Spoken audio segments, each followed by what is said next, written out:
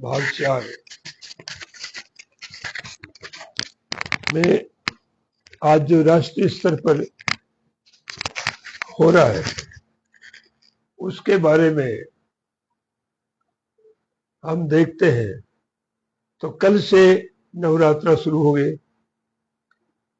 और नवरात्राओं के इतने बड़े मेले, आम जनता उसमें इतनी ज्यादा पार्टिसिपेट कर रही है, भाग ले रही है कि मानो ये देश की समस्याओं का हल ये देवी देवता और ये मेले कर देंगे, जबकि ये मानसिक गुलामी से संबंधित है।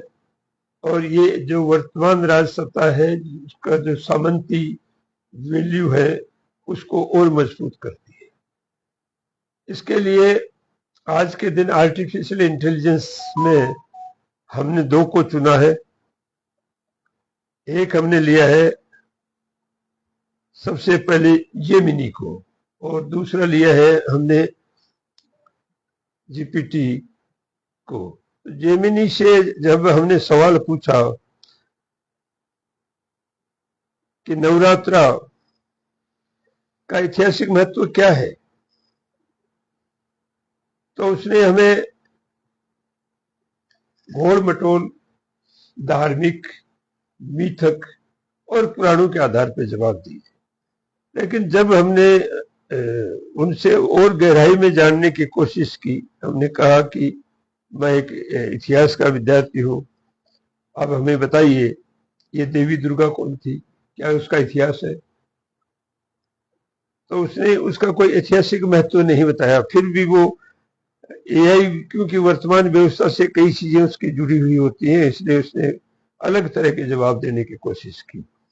जब हमने एआई से कहा कि आपसे हम ऐतिहासिक जानकारी मांगी थी, मिथकों के आधार पर काल्पनिक कल्पनाएं नहीं पूछी थी, तब एआई भी ए लाइन पे आई और उसने कहा आपकी बात सही है, ऐतिहासिक जानकारी और पौराणिक कथाओं में अंतर होता है और पौराणिक कथाएं धार्मिक मान्यताओं और प्रतीकात्मक कहानियों पर आधारित होती है, जबकि इतिहास ठोस साक्ष्यों, अभिलेखों, पुरातात्विक खोजों पर आधारित होता है।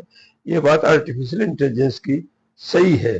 जब दुर्गा के वर्णन के बारे में पूछा तो दुर्गा के बारे में उसने नकार दिया कि कोई इसका ऐतिहासिक प्रमाण व दस्तावेज उपलब्ध नहीं है कि दुर्गा नाम की कोई देवी हुई है।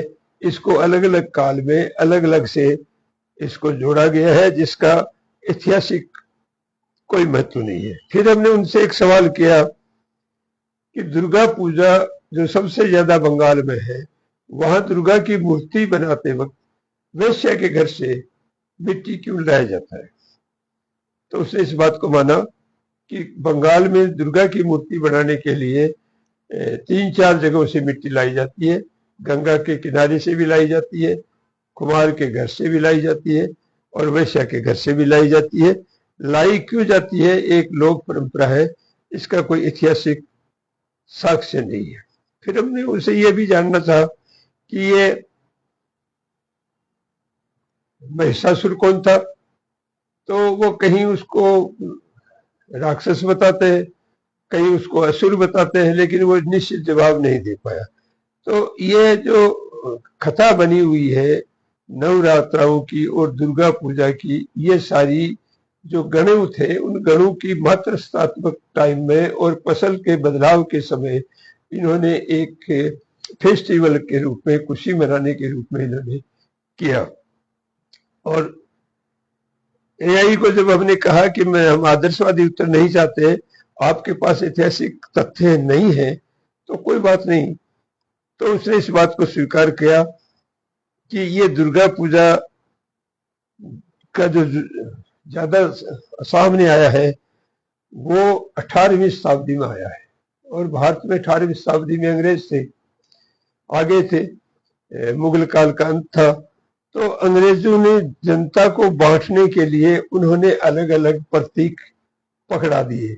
उन प्रतीकों के अंतर्गत एक कथा जोड़ दी गई कि मूल यहाँ के जो लोग थे, जो इनको असुर भी कह सको, राक्षस भी कहो कोई को, उनको हराने के लिए इन लोगों ने दुर्गा का एक प्रतीक के रूप में रखा, और इसके ऊपर जो भोग दिया जाता है दुर्गा को, उस भोग के अंदर शराब चढ़ाई जाती है।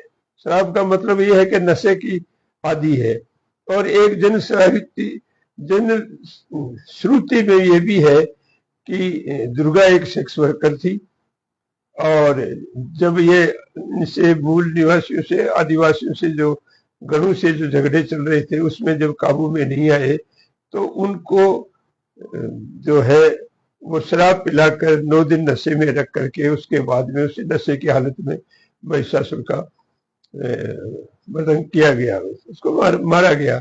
लेकिन ये भी एक श्रुति में ही है, इसका भी कोई ऐतिहासिक नहीं है। लेकिन इस एई ने मान लिया लास्ट में कि मैं आपके प्रश्नों का संतोषजनक उत्तर नहीं दे सकता, और लेकिन फिर मैंने एक एआई के बनिस्पत कोशिश की कि जो आजकल सबसे ज्यादा फेमस है,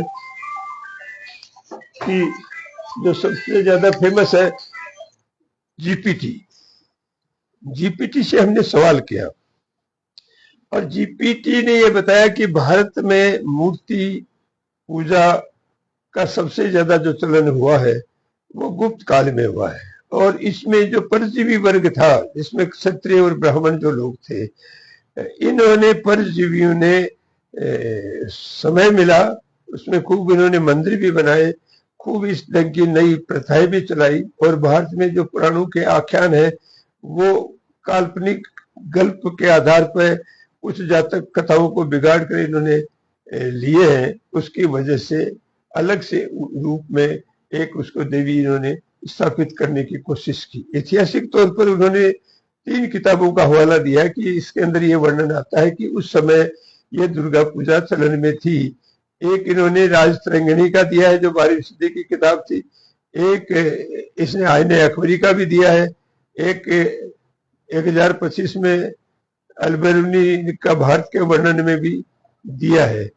तो ये जो भारतीय लोगों को मानसिक तौर पर अपने पक्ष में रखने का जो सबसे ज्यादा काम किया, सत्ता से आम जनता को विमुख करने का जो सबसे ज्यादा काम किया, ये अकबर के काल से शुरू हुआ और अंग्रेजों को इसमें वृद्धि हुई।